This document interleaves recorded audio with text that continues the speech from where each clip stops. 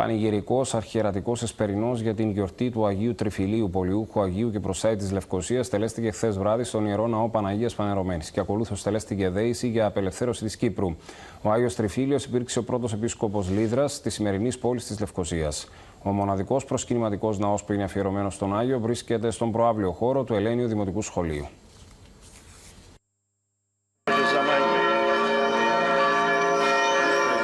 Τον προστάτη και πολιούχο Άγιο της Λευκωσίας, Άγιο Τριφύλιο, τίμησαν και φέτος, όπως κάθε χρόνο, οι ιερείς και η Εκκλησιαστική Επιτροπή του Ιερού Ναού Παναγίας Φανερωμένης Λευκωσίας με πανηγυρικό αρχιερατικό εσπερινό. Του εσπερινού χοροστάτησε ο Μητροπολίτης Κωνσταντίας και Αμοχώστου, Βασίλειος. Η τίμια κάρα του Αγίου Τριφυλίου θα εκτίθεται στο ναό για προσκύνημα μέχρι τις 30 Ιουνίου.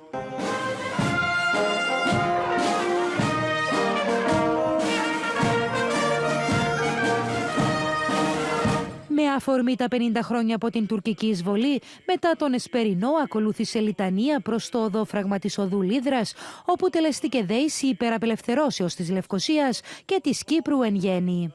Αποδίωξαν από τις γης των πατέρων ημών τα σορδάς των βαρβάρων και αλλοθρήσκων εισβολέων, των καταδυνεστευόντων και εξουθενούντων των λαών σου και βεβηλούντων τους ναούς σου. Πρέπει να κάνουμε ό,τι περνά από το χέρι μας για να σταματήσει η Λευκωσία να είναι διαιρεμένη, για να σταματήσει η Αμόχωστος να είναι μια πολυφάντασμα, για να σταματήσει όλη η Κύπρος να πληρώνει αυτό το βαρύτατο κόστος της εισβολής και της κατοχής και επιτέλους να τελείσει το μέλλον της Μεσαιοδοξίας.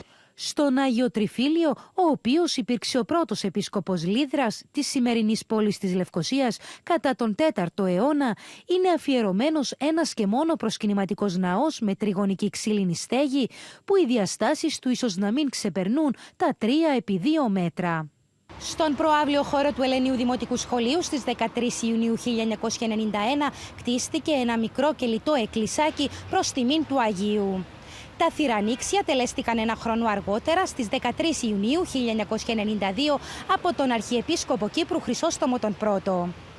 Το μικρό αυτό εκκλησάκι είναι το μοναδικό σήμερα σε ολόκληρη την Κύπρο που είναι αφιερωμένο στον Άγιο Τριφύλιο. Η ανέγερση του ναΐσκου έγινε επί Δημαρχίας Λέλου Δημητριάδη. Αφορμή αποτέλεσε μια μελέτη του αείμνηστου εκπαιδευτικού Κώστα Μυριανθέα για τον Άγιο Τριφύλιο, η οποία αποδείκνυε ότι ο Άγιος ήταν σημαντική φυσιογνωμία και ότι θεωρείται ο πολιούχος Άγιος της Λευκωσίας.